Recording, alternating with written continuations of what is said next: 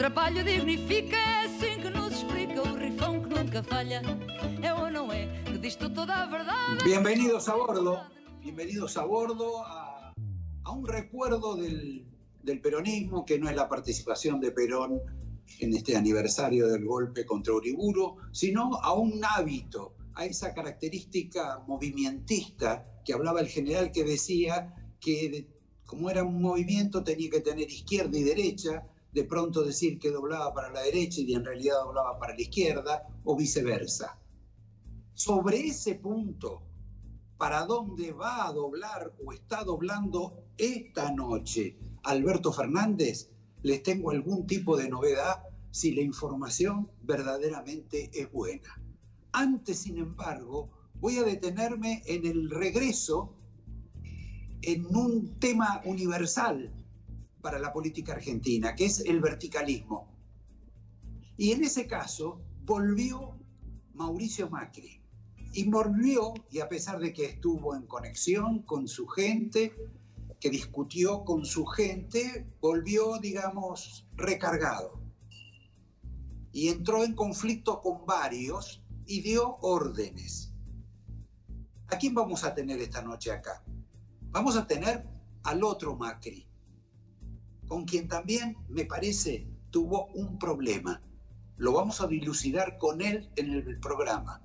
El primo, Jorge Macri, quien nos cuenta dos cosas, o tres: que deja la gobernación, que ya tiene una sucesora y que no está tan peleado con Mauricio. Mauricio está absolutamente dedicado al bridge, al juego de cartas del bridge, amparado en una filosofía, una filosofía hindú, porque un gran jugador de bridge era el Mahatma Gandhi, y lo incorporaba, lo asimilaba a sus ideas, por la astucia, por la reflexión, por el pensamiento que obligaba. ¿Qué es para Gandhi el bridge? El bridge es una mano de cartas que es el destino predeterminado. Pero ese destino predeterminado luego se cambia cuando el jugador mueve las cartas. Y cambia para bien, cambia para mal, cambia para poco. Este es el esquema mental que tiene Mauricio Macri. Esta es su nueva filosofía y su nueva dedicación. Pero digamos que me parece que no le cae demasiado bien ni a Horacio Rodríguez Larreta, ni tampoco a María Eugenia Vidal. Y muchísimo menos a personajes como Rogelio Frigerio y Emilio Monzón. Esto es parte de lo que tenemos y de lo que vamos a hablar con el otro Macri. Vamos sí al capítulo principal, a lo que nos domina y nos complica hoy. ¿Qué es lo principal, aparte de la pandemia, aparte de la situación económica? Es el tema de la toma de tierras. La toma de tierras en distintas provincias y fundamentalmente en la provincia de Buenos Aires. Como estamos hablando de verticalismo también, acá apareció y actuó Cristina Fernández de Kirchner y dijo: no hay más tomas en la provincia de Buenos Aires. Hay que auxiliar a Axel Kicillof, ya complicado con el tema de la economía y fundamentalmente con el del COVID. Y les dijo a los grupos sociales, o les mandó avisar a los grupos sociales a través de los intendentes, que no va más lo de las tomas. ¿Escucharon? No va más lo de las tomas. Y si no les gusta, que armen sus petates y se vayan de la administración, del gobierno, porque el gobierno de los Fernández, según puesto en la boca de ella, no es ni Mauricio Macri ni Carolina Stanley, a las cuales obviamente le sacaban muchísimo. Esta observación esta instrucción, esta orden de Cristina de Kirchner, al parecer no ha caído demasiado bien en los sectores, en los grupos sociales, sobre todo a uno de los que fue dirigido, que es el Pichón Grabois, que por ser hijo del pajarito le dicen Pichón a algunos. ¿Qué respuesta dio? Aparte de justificar el tema de las ocupaciones. Dijo, bueno, vamos a ver, vamos a pensarlo. Yo, mientras tanto, mientras permanezca todavía, se lo pongo entre comillas y se lo repito, y quizá con mayúsculas, siga en este espacio, voy a ver cómo procedemos. Pero la instrucción no fue solo para él, también fue para Menéndez, el intendente, también fue obviamente para Pérsico, el amigo de Felipe Solá, y también para Navarro, a quien lo reprendieron por haber tenido un altercado radial o televisivo con Bernie. Acá, los que están siendo beneficiados, si ustedes quieren, por la instrucción de Cristina Kirchner, son Axel Kicillof y su administración, los intendentes y Sergio Berni. Sergio Berni se ha convertido en una figura clave. Participó en el tema del nuevo lanzamiento del plan de seguridad, que también participó el presidente Fernández. Un plan de seguridad que no tiene nada de plan, que tiene solo muchas compras, quizá necesarias, de patrulleros, equipos, lo que sea, y el envío para satisfacción de Berni de una cantidad de hombres bastante importante, en apariencia, porque se habla de 4.000 gendarmes. Pero si ustedes esos 4.000 gendarmes los dividen por las horas de trabajo, activamente solo 1.300 gendarmes van a estar al lado de los vecinos bonaerenses. O sea que no es tampoco un cambio muchísimo más significativo para modificar el tema de la seguridad, pero seguramente es un aliciente. Berni se ha convertido, sí, en la figura hoy, digamos, más interesante y opuesta a los grupos sociales y a todo lo que representa la izquierda, del kirchnerismo, del peronismo, porque dentro de toda esta historia todavía no hemos conocido una aclaración o una confirmación o un desmentido sobre un instructivo que se le atribuye a la Cámpora diciendo cómo se deben hacer las tomas y cuáles son los procedimientos y de qué modo se pueden proteger hasta legalmente. De eso todavía no hemos hablado, ni siquiera para entender que está desmentido este proceso. Esta situación, obviamente, al presidente Alberto Fernández no estaba en sus cálculos. Y me parece que él también tuvo algún tirón de orejas. Otro tirón de orejas.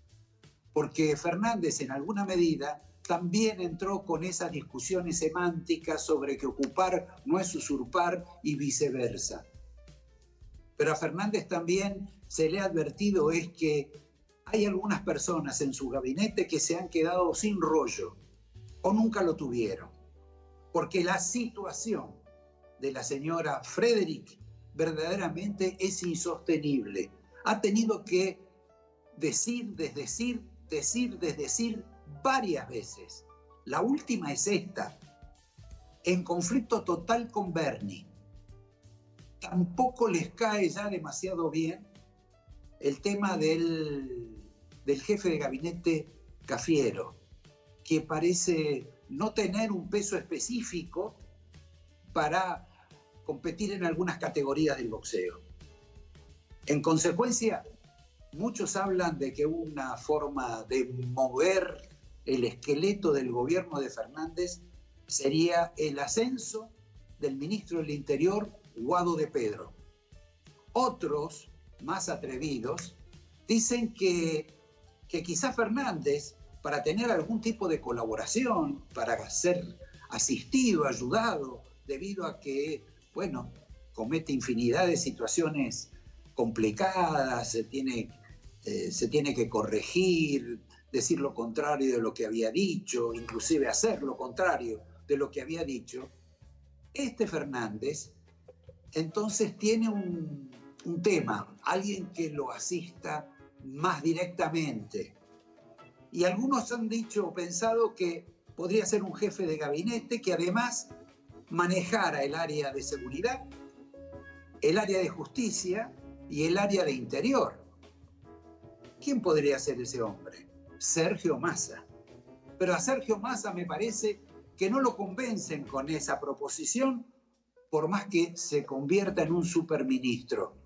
¿Por qué no lo van a convencer? Porque queda a tiro de decreto del presidente o de la vicepresidente. Y él quiere seguir estando en la Cámara de Diputados, al frente, que ese es un lugar bastante cómodo, aunque la semana pasada verdaderamente tuvo más de un traspié y descarriló.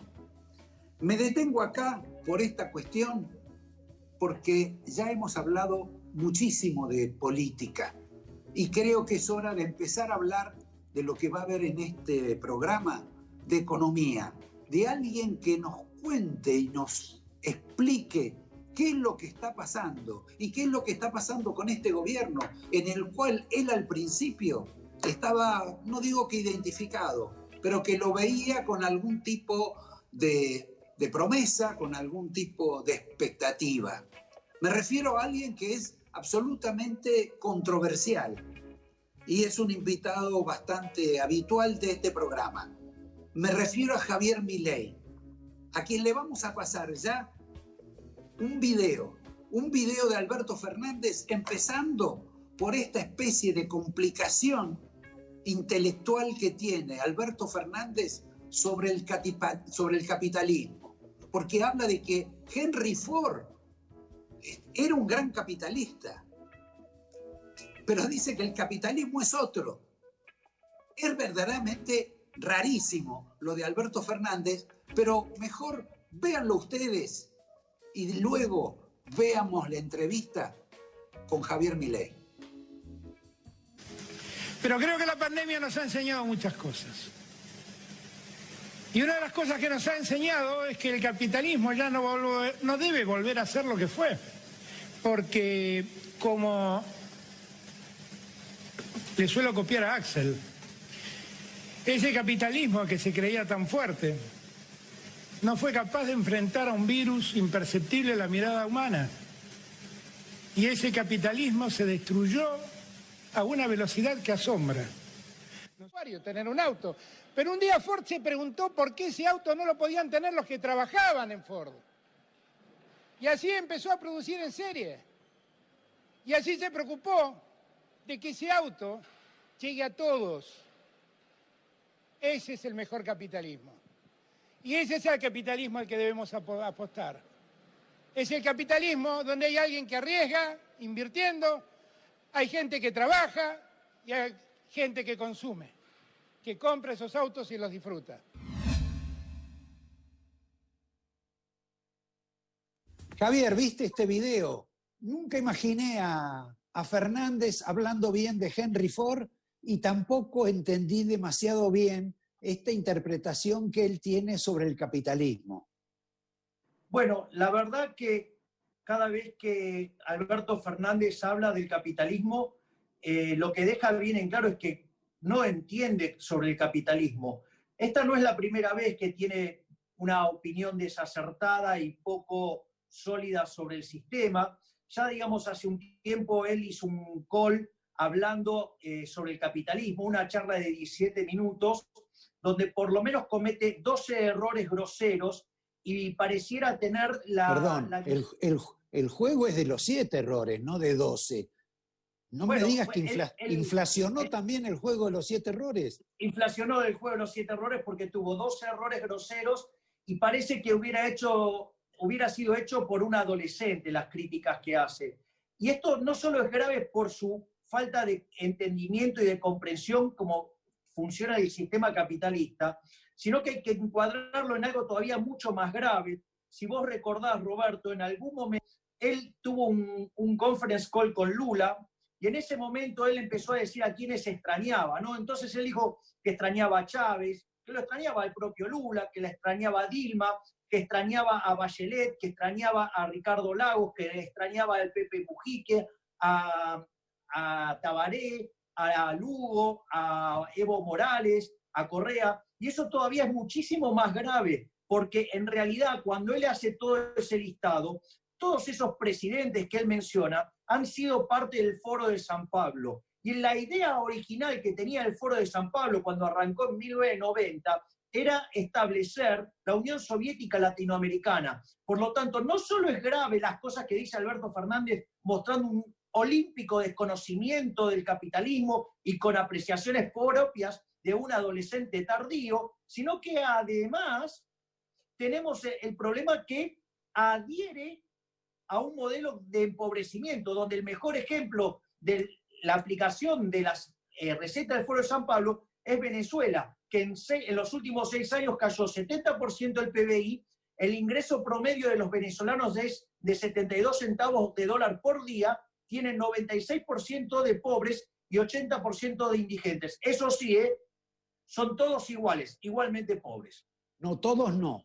Los enchufados, que son los que viven del régimen, y los narcotraficantes no viven igual que el resto. Pero bueno, ese es el tema. Pero decime 2 de las fallas, de los defectos, de los errores de Fernández en su concepto de alguien que se supone que dio economía política, sobre lo que es el liberalismo y el capitalismo, en lo que vos notás sobre esto de Henry Ford y en lo que dijo sobre el Foro de San Pablo. En principio, el problema de Alberto Fernández es que no entiende el rol, por ejemplo, de los derechos de propiedad.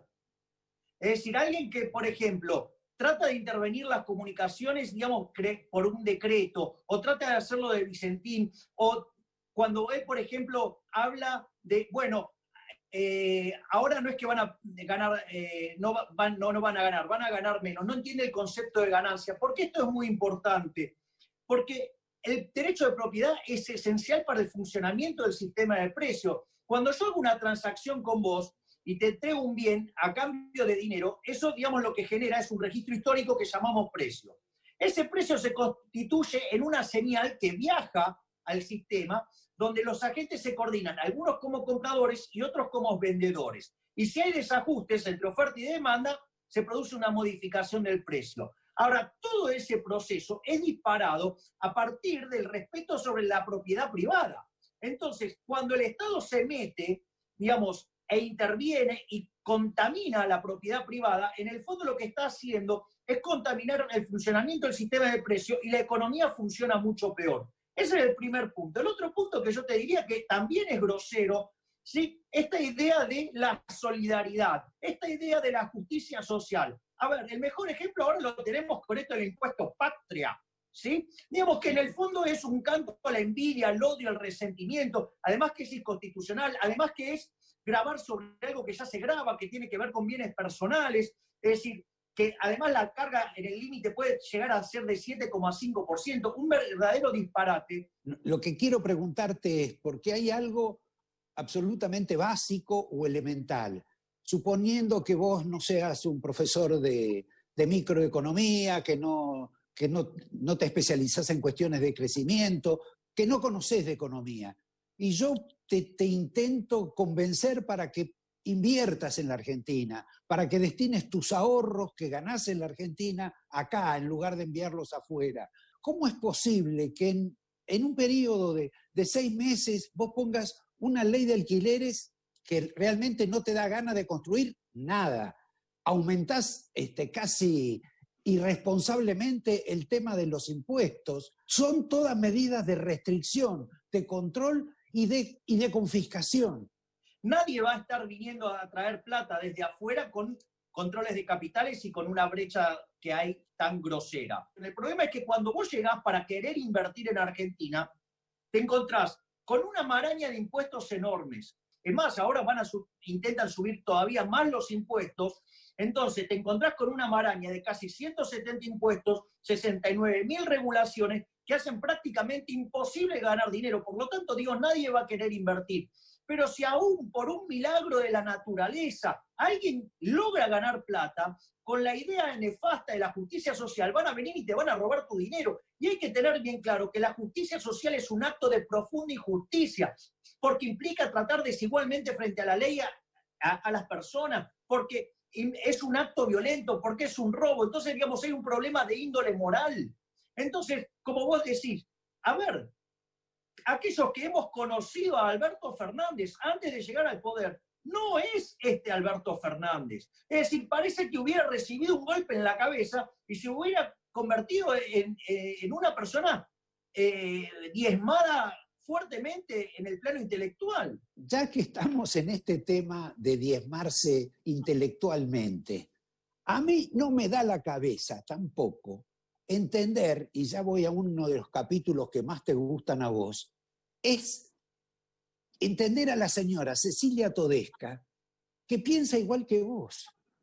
Porque ella está temiendo. No te rías. Tengo una explicación. Bueno, Roberto, nada, veo que la cuarentena te ha puesto el humor bastante picante.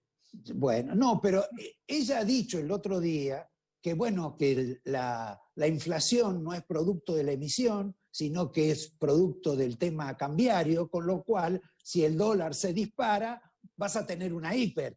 Y es lo mismo que decís vos, va a haber una hiper. Entonces, Milei y Todesca constituyen un binomio. Pensemos lo que ella dice. Ella dice que en realidad entonces los precios vienen determinados por el tipo de cambio. Ok, supongamos que efectivamente es así. Lo primero que le voy a decir a la persona Cecilia Todesca es que tiene un problema enorme. Porque el tipo de cambio en las PASO, digamos, previo a las PASO, era 40 pesos el dólar y libre. Exacto. Entonces, ¿cuánto es el dólar libre hoy? Aproximadamente 140. ¿Qué quiere decir? Que el tipo de cambio se multiplicó por 3,5 veces. Es decir, que hay una inflación subyacente de 250%. Es decir, tiene un problema enorme, salvo, digamos, que pudiera defender el tipo de cambio. Y cuando yo tiro las reservas internacionales de Argentina, que se informan en 43.000 millones, pero si le saco el swap con China y le saco los encajes de los bancos, estoy en 10.000. Le saco, digamos, la posición de DEX y de Basilea y estoy en 7.000. Y le saco la posición de oro y estoy abajo de los 4.000 millones de dólares. Digo, tengo un problema grave porque además, o sea, digo, la gente, fíjate lo que fueron los primeros 2 días de septiembre que abrieron el mercado, digo, y se fueron 400 millones de dólares. O sea, con lo cual tenemos un problema enorme. O sea, la cantidad, digo, la gente no confía en el peso, desprecia el peso. Entonces, digo, no va a poder sostener esa situación. Y cuando le estalle, entonces le digo, pero está ahí. Ese es el argumento, por un lado. Ahora, después hay un argumento desde la buena teoría económica. Desde la buena teoría económica yo te diría, mirá. Perdón, la buena teoría económica es la tuya, ¿no? Sí, obvio, claro.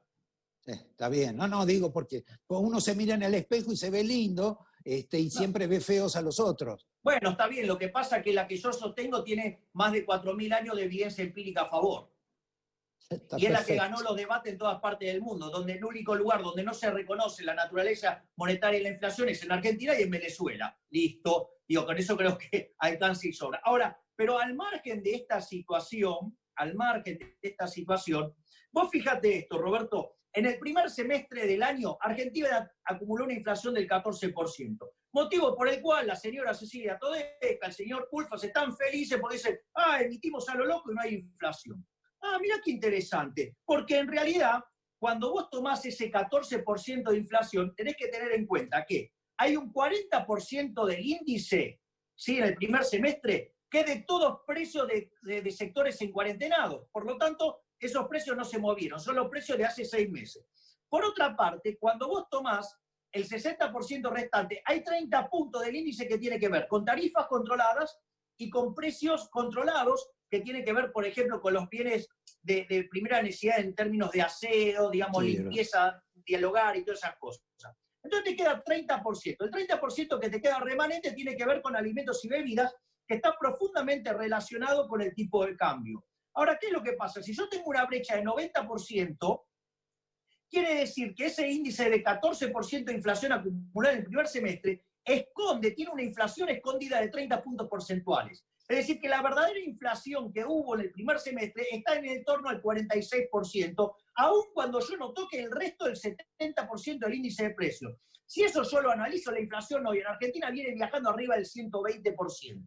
Entonces, si a esa situación le sumo una explosión de oferta monetaria como consecuencia del déficit fiscal, porque en el primer semestre del año se emitieron 1,5 billones de pesos, que el 70% fue esterilizado. Entonces, ¿qué quiere decir? Que no solo tengo que mirar la base, que son 2,3 billones, sino que además tengo que mirar la posición del ELIX y pases, que hoy son 2,5 billones. Quiere decir que en un lapso de 28 días, si yo tengo un pánico bancario, puedo duplicar la cantidad de dinero. Además, me falta financiar el déficit fiscal de la segunda parte del año. Después quieren financiar obra pública con déficit fiscal, asistencia a provincia con emisión monetaria, el Procrear con emisión monetaria, el capital de trabajo con emisión monetaria. Todo es una explosión de oferta monetaria. Por otro lado, tengo un derrumbe de la demanda de dinero. En el primer semestre del año generé un superávit comercial de 8.000 millones de dólares y el Banco Central perdió 1.500. O sea que la demanda de dinero se está derrumbando. Y encima tengo una caída monstruosa en el nivel de actividad. Entonces, si yo combino explosión de la oferta monetaria, caída en la demanda de dinero y caída en el nivel de actividad, en mi manual, digamos, lo que vos vas a tener es una hiper. Y es una cuestión de tiempos, es una cuestión de rezago de la política monetaria. Les debía contar a Javier y a Sebastián, que no los saludé cuando empezó el programa, que la segunda parte de Milei ya no es tan doctoral ni docente. Posiblemente es mucho más combativa en términos políticos, porque va a hablar de Guzmán, va a hablar del equipo económico y va a hablar de Fernández otra vez, casi en forma irritante. Pero ya que mencionamos a Fernández, quiero decirles que Fernández se pronunció en contra del capitalismo y lo mal que le va al capitalismo ahora con el tema de la cuarentena. Cómo se está hundiendo. Lo dijo en la semana, 2 días antes de que el gobierno de los Estados Unidos bajara el desempleo a 1 dígito en el medio de la crisis. También hizo otro tipo de referencias. Por ejemplo, dijo que el incremento, esta especie de decreto que hizo sobre la igualdad de comunicaciones, que son bienes sociales, que no pueden aumentar los precios, que es lo mismo que el sistema de salud, que son bienes esenciales y que por lo tanto se va a hacer como se hace con la salud. Y le dicen, bueno, este mes pueden aumentar tanto, vamos a negociar, etcétera. Que no hay una imposición del Estado y que no hay irregularidades. El doctor Fernández sabe que en todo el sistema de salud hay preferidos, hay favoritos, hay obras sociales, hay todo un sistema de prebendas dentro de ese universo en el cual hay unos que ganan y otros que no ganan. En consecuencia, el tema del decreto sobre las comunicaciones, si va a ser igual que el de la salud, ya sabemos contra quién es y por qué es. En fin, hay algo también de este problema que tiene Fernández, ya evidentemente nervioso y susceptible, que está tratando de convocar a un gran llamado de movilización para después que termine la cuarentena en la Argentina. Para la gente que él cree que es de bien, porque los que salieron a la calle son de mal. La verdad que ya no se lo puede inscribir a Fernández ni en el peronismo, ni en la izquierda, ni en ningún rubro político, salvo en la antigüedad del siglo pasado, en los años 30, cuando la revista El Hogar, por ejemplo, o algún diario conservador de derecha hablaba de lo que era bien y de lo que era mal, de lo que era más decente o menos indecente. Suponíamos que en ese plano Fernández había cambiado bastante. Pero bueno, vamos a esta segunda parte de Milei, que es mucho más encendida y seguramente más interesante que lo que yo pueda decir. Hay ahora un hombre más fuerte en la conducción económica, que se llama Guzmán. Ha hecho un acuerdo que puede gustar o no, pero finalmente un acuerdo con los bonistas extranjeros que le da una capacidad de oxígeno a la Argentina para no estar tan apremiada. Tenés un aumento de precios no demasiado significativo, pero importante en materia de commodities, que te va a mejorar los ingresos de la Argentina. Tenés hoy también una realidad que es una tasa cero en el mundo, que vos no vas a poder usar, pero de cualquier modo emitís bonos que se van a dar a más del 11%. Esto es, para cualquier inversor, aún un inversor medio colifato en la Argentina, tiene una ganancia de 11% que no la encuentra en ninguna parte del mundo. Te diría que es casi tentador pensar, aguantemos un poquito, como dice Guzmán, para que la gente entienda que esto se va a recomponer. ¿Es tan horrible lo que estoy diciendo o es un panorama medianamente lógico? No, me parece que estás demasiado bullish con Argentina, estás optimista. A ver, vamos a poner las cosas en blanco y negro. Primer punto, es bueno que Argentina haya salido del default. ¿Sí? El default arrancó con la cursa, con la idea del reperfilamiento, y Guzmán lo extendió el 22 de abril cuando no pagó, y al no curarse la situación el 22 de mayo, Argentina estaba en default. Es muy bueno, digamos, haber salido del default, primer punto. Y por otra parte, si mejora el contexto internacional, obviamente que descomprime aún más el mercado cambiario. El problema no es, digamos, que en Argentina no vayan a poder entrar dólares, cosa que se va a complicar, porque con la política tributaria argentina es difícil entrar dólares, ¿sí? Porque desestimula las exportaciones y sobreestimula las impos. Pero al margen de eso, el problema es el descontrol monetario. O sea, no es el problema que el dólar sube en Argentina. El problema es que el peso pierde valor. Es decir, todos los precios expresados en unidades monetarias suben porque el peso es el que pierde valor. Eso por un lado. Ahora vamos por el tema de los bonos. Guzmán hizo un acuerdo, ¿sí? Ese acuerdo básicamente tiene algunos elementos. Extendió el plazo, bajó la tasa de interés a la mitad, a menos de la mitad, porque lo hizo del 7 al 3, y hizo una pequeña quita de capital, ¿sí? Y eso le permite, por ejemplo, de acá al 2025, ahorrar 42.500 millones de dólares, digamos, y le libera el panorama financiero. Lo primero que hay que decir es que fue muy ineficiente Guzmán. ¿Por qué? Porque en realidad, cuando arrancó la negociación en diciembre, él proponía 39 y los acreedores querían 55. ¿Cuánto pagó? 54.80. Con lo cual, digamos, o sea, para hacer ese acuerdo, lo podría haber hecho ya mismo en diciembre.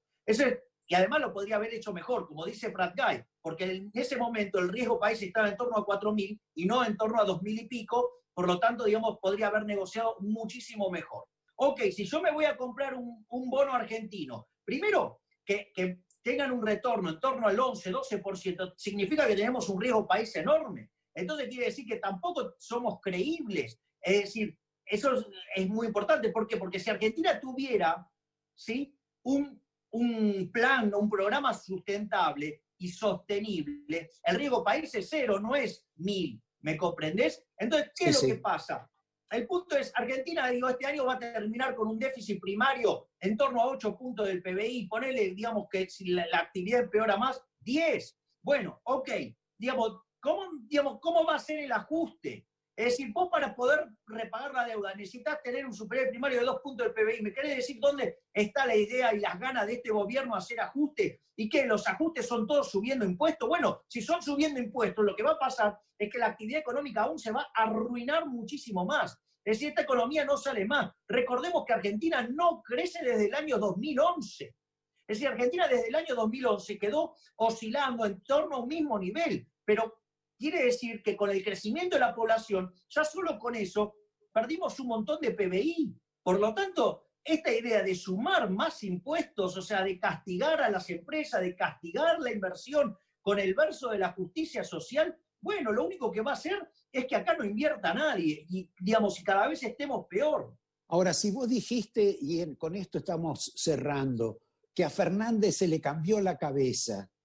¿Cómo es posible que en ese cambio de cabeza por lo menos no haya vislumbrado algún otro tipo de alternativa? Porque, por ejemplo, supongamos que la Internet para los chicos de escasos recursos o bajos recursos, que no les llega, es como el guardapolvo blanco. Hay que suministrárselo. Pero no por eso tenés que suministrarle guardapolvo blanco a todo el resto de la población de los niños. ¿Cómo es posible que no imaginen, no piensen, no desarrollen en algo? ¿Qué les pasó? En el plano de las comunicaciones, a ver, nosotros con unos colegas, con Edgardo Sensón, con Carlos Galperín, y bajo la coordinación de Víctor Becker y William Bomol, en el año 1996 demostramos que el mercado de las telecomunicaciones es un mercado disputable. Esto quiere decir que aún, digamos, con una sola empresa vos podrías alcanzar un resultado, digamos, que es eficiente, que es óptimo de Pareto. Y la realidad es que si vos te pones a intervenir, las cosas van a ser peor. De hecho, si no funciona mejor este mercado es por culpa de todas las regulaciones y restricciones que hay en Argentina, no por falta de restricciones. Por otra parte, si quiere dar un subsidio a un grupo de la población, que lo subsidie directamente a la demanda, de modo directo, ¿sí? Y no que esté, digamos, alterando la oferta, porque lo peor de todo esto es que en realidad va a terminar avanzando sobre una empresa para regularle los ingresos, y ya sabemos que hace el kirchnerismo con la regulación de ingresos. O sea, genera un desbalance tarifario fenomenal, donde las empresas, cuando vos le congelás los ingresos, ¿qué es lo que pasa? Frente a la suba de los costos, empiezan a responder con menos inversión. Con lo cual, te va a pasar lo mismo que pasó en Venezuela cuando hicieron esto, que empieza a caer la inversión, se deteriora la calidad del servicio, ¿y qué termina haciendo el Estado? Se termina llevando puesta la empresa. Y cuando una vez que se queda, digamos, el Estado con esa empresa, te regula los contenidos. ¿Para qué? Para que tengas internet como Venezuela, digamos que es una carreta, o como es en China, donde básicamente te controlan los contenidos para que vos no veas lo que pasa en el mundo libre.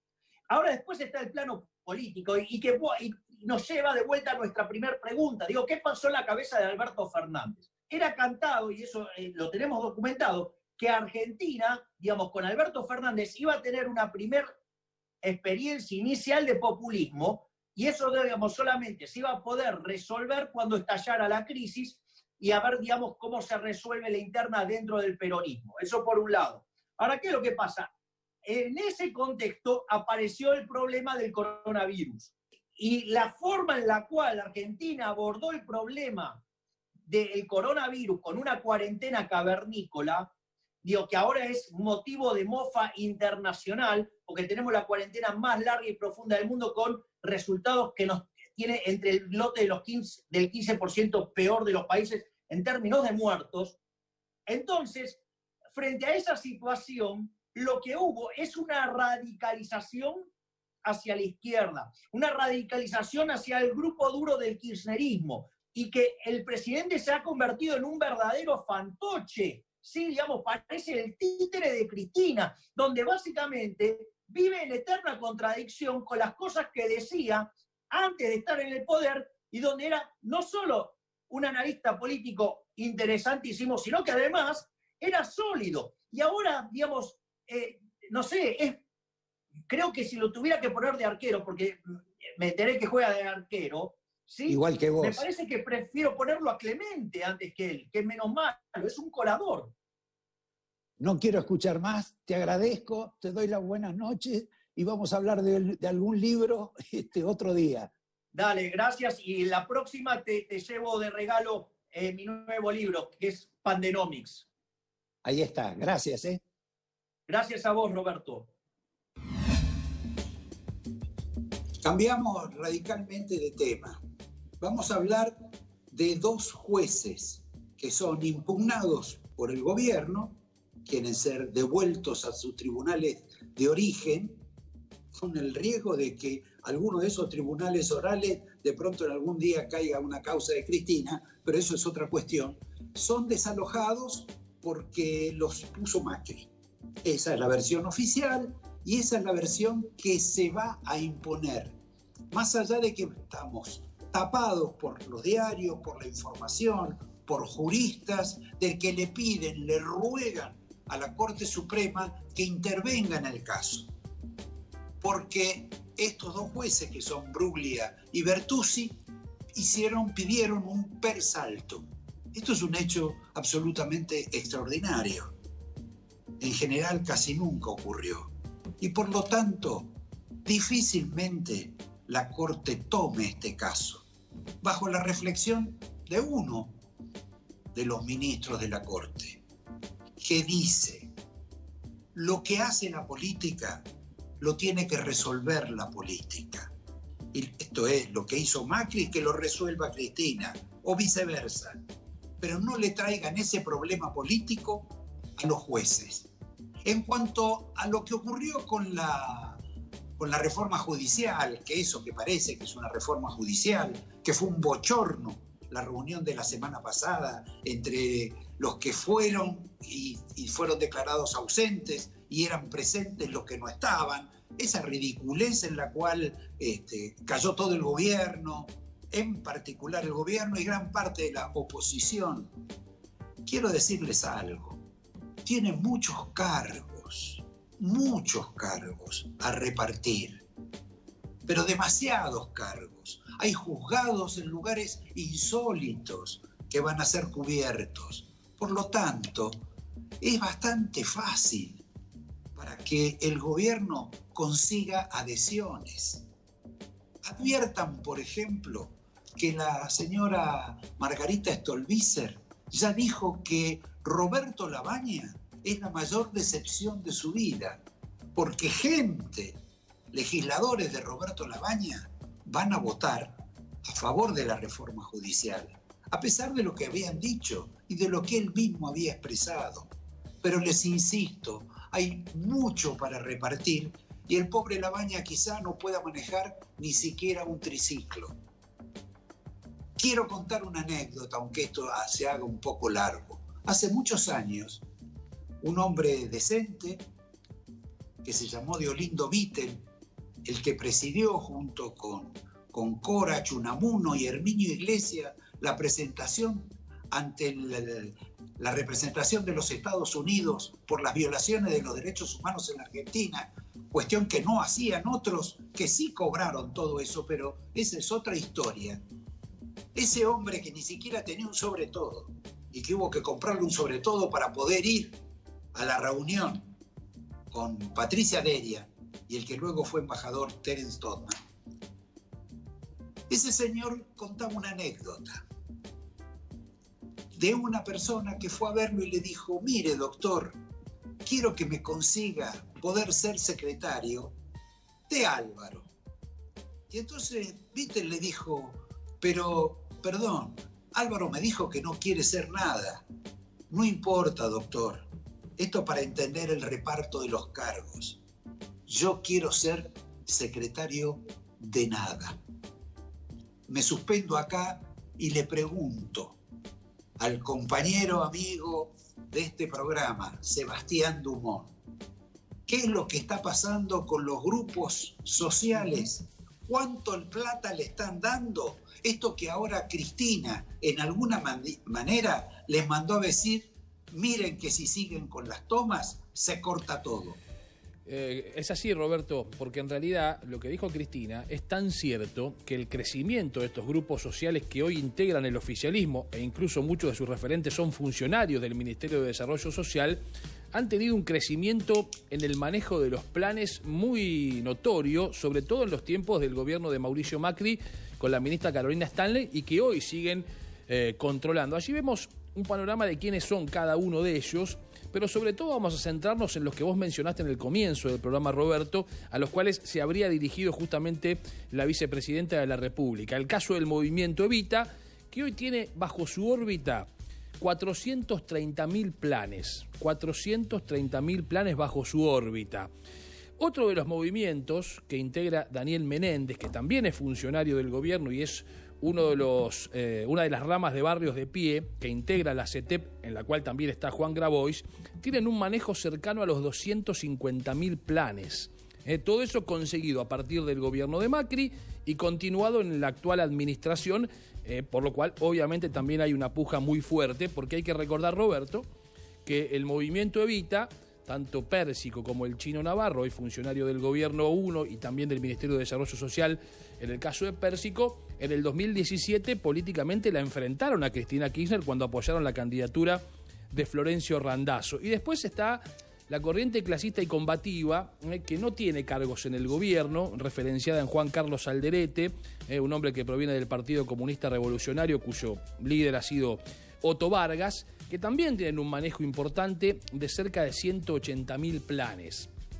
Todos ellos configuran, sobre todo apuntado en el movimiento Evita, a los cuales Bernie catalogó como parte de los responsables de estar detrás de las tomas de las tierras en estos últimos días y en estas últimas semanas. Tema, además, Roberto, que adelantamos hace ya mucho tiempo en este programa cuando dijimos atención con esto que se venía con mucha fuerza en la provincia de Buenos Aires.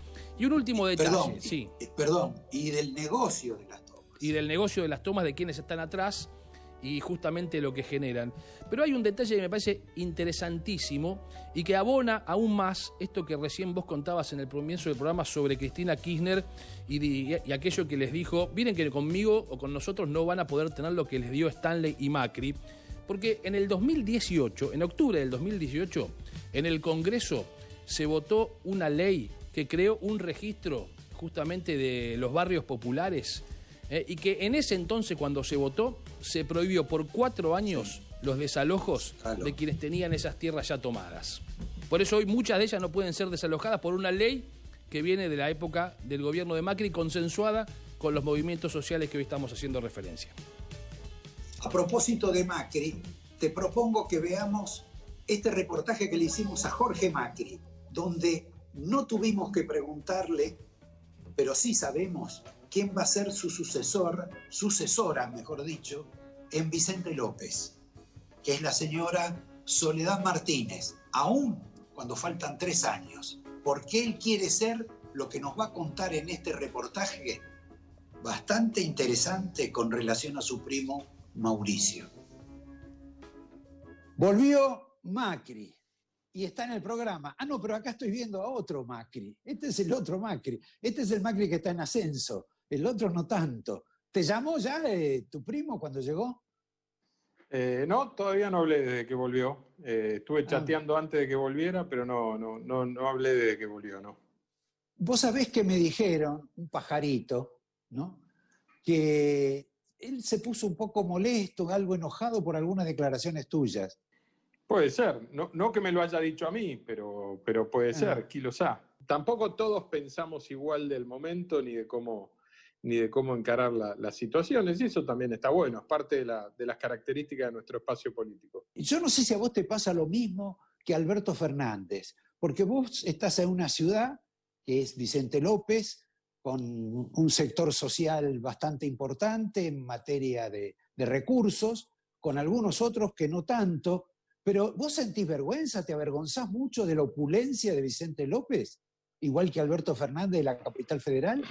No, yo me siento orgulloso porque es una construcción que involucra mucho, no solo al Estado, sino un montón de gente que ha hecho un gran esfuerzo durante muchos años para que Vicente López esté bien. Yo no creo que, por ejemplo, tener 100% de agua y cloacas, creo que somos el único municipio del conurbano que tiene esa condición, sea una condición de opulencia. Es una condición de servicio. Mínima, claro, y mínima de Estado, de presencia de Estado. Tenemos que apuntar para arriba, creo que tenemos que desafiarnos a ser mejores y analizar profundamente por qué algunos municipios están mejor que otros, que no es una condición mágica, porque acá también hay que romper. A veces la gente dice, bueno, el corredor norte tiene condiciones objetivas mejores. Sí, pero acá abajo no hay petróleo. No es que apareció petróleo, somos Dubái, y entonces, bueno, nos cayó maná del cielo. Y no, hay años y años de una construcción desde el gobierno y cívica para que los barrios sean más lindos, valga más. ¿Has tenido tomas, usurpaciones, como tienen otros distritos de la provincia de Buenos Aires? Hemos tenido intentos que los repelemos constantemente. Evidentemente no somos como Guernica o como Pilar o Merlo, donde hay grandes extensiones de tierra libre. Entonces, el tipo de toma que uno ve en el primer cordón del conurbano es una vivienda que por ahí quedó sin dueño, una herencia vacante, una fábrica cerrada, que la intentan tomar para construir una especie de conventillo. Contra eso hay que luchar constantemente. El llamado del vecino está siempre y nuestra responsabilidad es reaccionar rápido. Y ahí tengo una diferencia principal con el gobierno nacional y con la ministra. Yo no creo que solo sea una responsabilidad de la justicia. Cuando una toma o usurpación llega a la justicia, ya estamos en un terreno complejo y fangoso. Hay que trabajar rápido cuando empieza a ocurrir la toma, cuando hay un acto flagrante, cuando hay comisión de delito, y ahí las fuerzas de seguridad provinciales o federales tienen que actuar concretamente.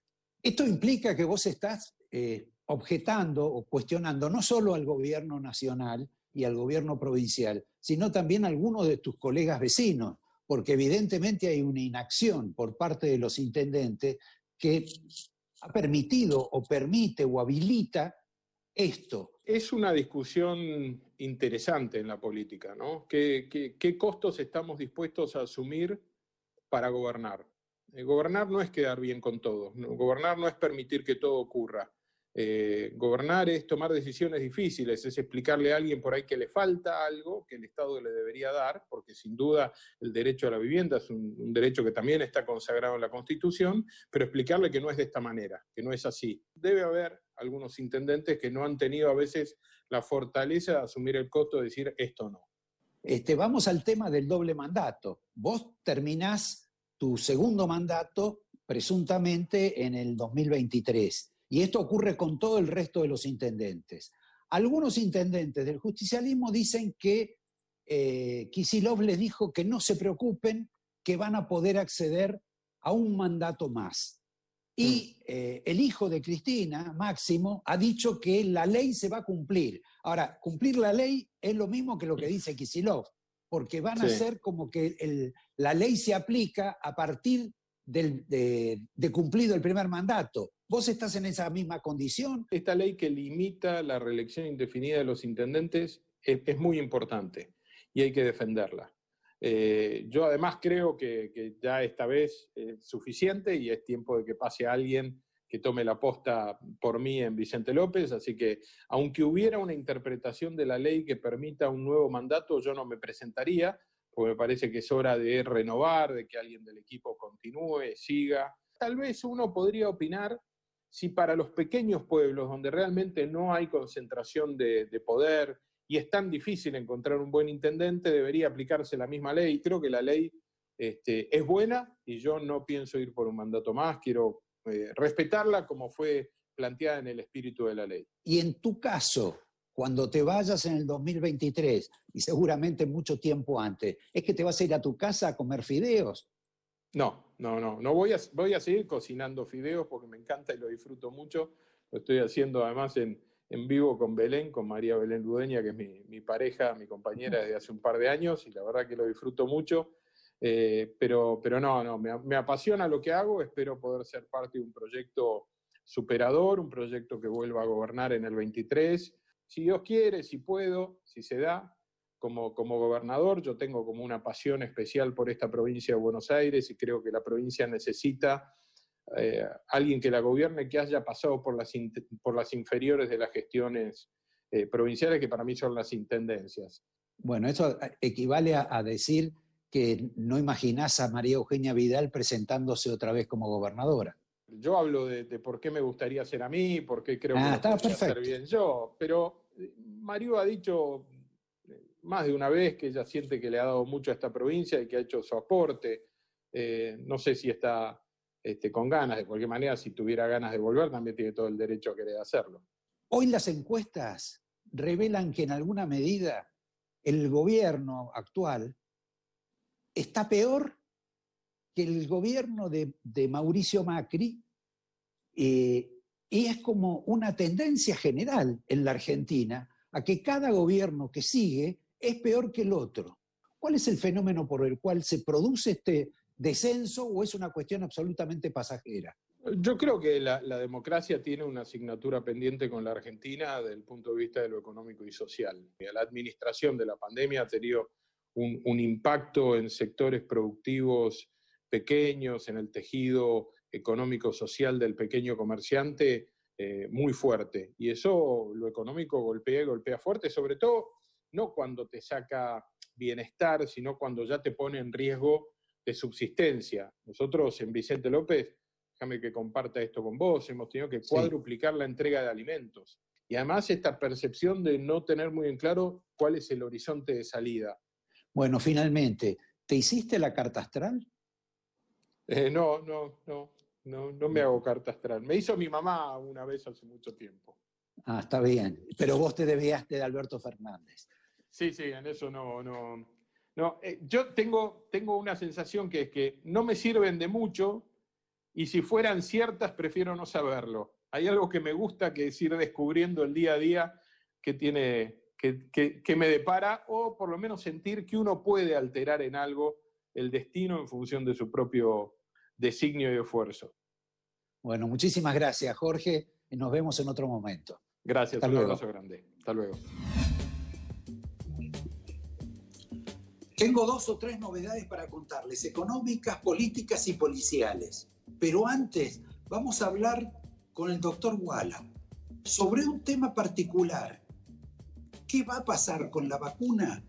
¿Si alcanza o no alcanza? Pero el problema no es la vacuna, son otros elementos que están vinculados a la vacuna y que tampoco alcanzan.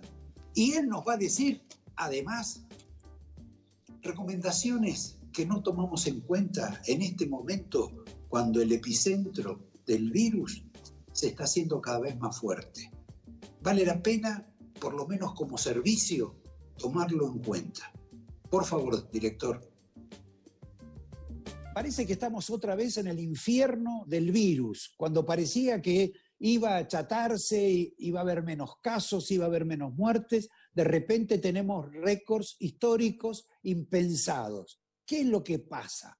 Es cierto, y todos tenemos una sensación de fracaso, de saturación y de desconfianza, porque mucha gente está diciendo, bueno, en realidad, hoy por hoy me hice ilusiones de que esto iba a andar bien para septiembre y finalmente las cosas no están funcionando tan bien. Ahora, ignorar una pandemia y negarse a cuidarse es muy peligroso.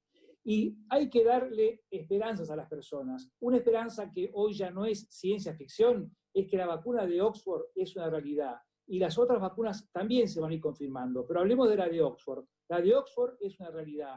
Está funcionando muy bien. Estamos ya frente al final de la fase 3 y esto va a andar muy bien. Eso es una buena noticia.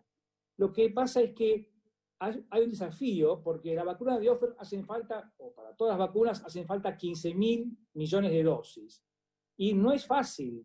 Tampoco es fácil conseguir los viales. Los viales son los frasquitos, ¿sí?, que hay que enfrascar los inyectables. ¿Qué es lo que debemos hacer para aguantar hasta ese momento de la vacuna? La saturación es que la gente hoy por hoy ya no entiende y no cree. ¿Y por qué no cree y no entiende? Básicamente porque toda indicación que uno da, si uno la explica, ¿sí?, no sirve. Si uno da una orden o una indicación o lo que fuere, si no se entiende y no se explica, no sirve. Con decir que las personas no tienen que reír, no tenemos que reunirnos, no tenemos que cantar, eso genera miedo, pánico, ansiedad, angustia e incumplimiento. Ahora, ¿qué es lo que sirve? Explicar en base a la evidencia qué es lo que hay que hacer. ¿Hay que usar barbijos o tapabocas? No, hay que usar un barbijo o tapabocas que cubra la nariz. La palabra tapaboca es un error, porque la tapaboca tapa la boca y no cubre la nariz. Porque hay que estar en los ambientes abiertos. Cuando uno tose, emite 40.000 partículas, ¿sí? 40.000 gotitas. Cuando uno estornuda, cuando uno tose, 3.000. Hablar 7 minutos, ¿sí?, genera entre 100 y 6.000 gotículas. Si esas quedan en el aire, podemos contagiarnos. Entonces, por eso es importante estar en espacios abiertos. Evidentemente, el mundo está flexibilizando, aún con altos niveles de contagio. Cuando más flexibilicemos, vamos a tener más meeting point, más lugares de contacto con el virus. Y tenemos que generar una propuesta diferente. Si yo hablo despacio, puedo tener 2 metros de distancia. Si hablo mucho más fuerte o canto, tengo que tener 6 metros. Si la gente entiende, va a cumplir. Las personas están cansadas porque reciben como órdenes, indicaciones que dicen, ¿y por qué? Parecen autoritarias. Ahora, cuando uno explica ¿no es cierto?, es mucho mejor. Pero ahora en más tenemos que hacer algo que es muy difícil, que es comenzar a entender el contagio sutil. El contagio sutil es no usar bien tapabocas, no lavarse bien, ir y lavar un auto, pero cuando subimos, desinfectar el volante porque no sabemos quién lo tocó. No digo nada con eso del auto respecto de la gente, pero es decir, tenemos que aprender a, en el futuro, si nos estamos en un restaurante, saber levantarnos si no cumplen el protocolo y exigirle que cumplan el protocolo, y si no lo cumplen, denunciarlo. La gente no sabe si usar las máscaras o no, y las máscaras son muy buenas, no en uso aislado, pero las máscaras con tapaboca nos pueden proteger del contacto que es autoinmune, que nosotros estamos con frecuencia tocándonos la cara, nos evita el toque de cara, pero al margen es muy bueno, y en Europa son obligatorias para ir a diferentes lugares, estaciones, tiendas, nadie puede ir sin una máscara. ¿Por qué? Porque en el contacto cercano podemos tener una eficacia del 96% hasta si se acercan a menos de medio metro. Con lo cual entonces es muy importante. El petróleo está presente en nuestro entorno diario, no solo en los combustibles y el asfalto, también en plásticos, solventes, pinturas y hasta en ciertos cosméticos. Adrián Mercado te invita a Expo Capipe Virtual 2020 para conocer más sobre energía, gas y petróleo. Del 10 al 20 de septiembre, la primera exposición 3D del sector petroenergético. Auspicia Adrián Mercado. Descarga la aplicación Cuenta DNI de Banco Provincia en tu celular. Banco Provincia. El plan Detectar está llegando a cada barrio de la ciudad. Estamos haciendo una búsqueda activa de nuevos casos para identificarlos y resguardarlos. Así, estamos anticipándonos y cortando la cadena de contagio. Cuidarte es cuidarnos. Buenos Aires Ciudad. Creamos un centro de aislamiento para recibir 500 pacientes con patologías leves o asintomáticos. Implementamos un nuevo servicio de telemedicina para brindar asistencia médica virtual a casos sospechosos de COVID-19 y a pacientes con enfermedades crónicas, adicciones y salud mental. Cada uno desde su lugar, con el corazón puesto en Tigre. El futuro está en todos. Tigre, municipio. Banco Ciudad, te quiere ver crecer. OSPE, Obra Social de Petroleros. Conocé todos los beneficios que tenemos para vos en ospesalud.com.ar.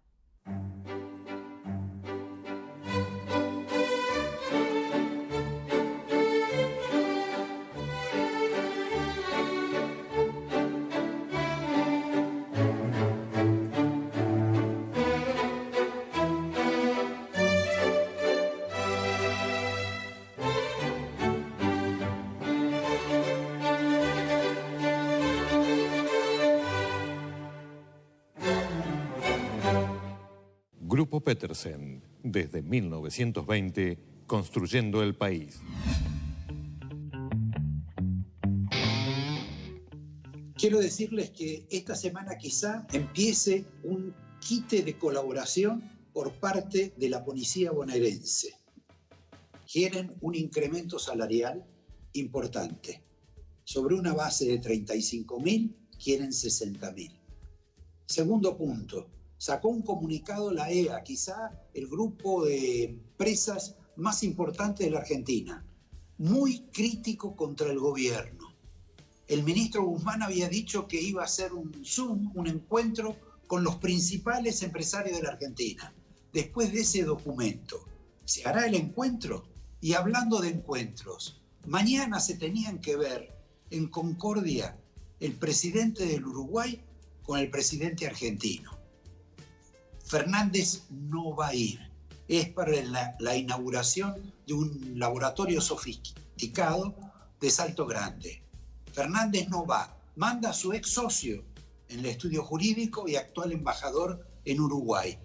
Parece que la situación está un poco mal, sigue mal, por el tema de la elección del próximo presidente del BID, que casi seguramente será el norteamericano Claver-Carone. Pero entre el presidente Lacalle y el presidente Fernández, no nos engañemos tampoco, hablan muy seguido. No están tan peleados como parece. Buenas noches, disculpas a Javier, disculpas a Sebastián y a ustedes si me pasé de tiempo. Hasta el domingo que viene. En tiempos de vacilación y ansiedad, la tendencia natural sería esperar. A medida que el contexto evoluciona, surgen nuevos desafíos y oportunidades. Por eso, renová y comprá activos con el especialista. Conectate con Adrián Mercado Subastas Online. ¿El auto te dejó a gamba en la calle? Qué tema, ¿no? A menos que tengas un nuevo seguro que te mande una grúa al toque. Consultá con tu productor asesor de seguros. Experta Seguros. El campus virtual de UTEDIC moderniza la capacitación y federaliza las oportunidades educativas.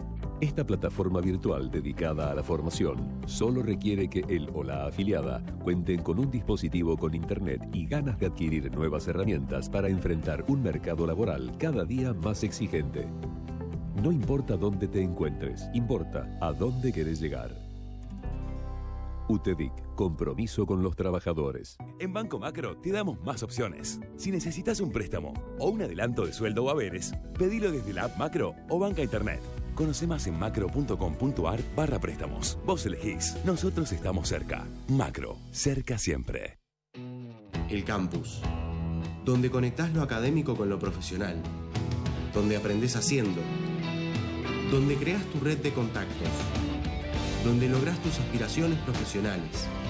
No importa dónde estés, el campus, presencial o virtual, es tu lugar y está a tu alcance. El campus es UAD. Descubrilo y convertite en lo que querés ser.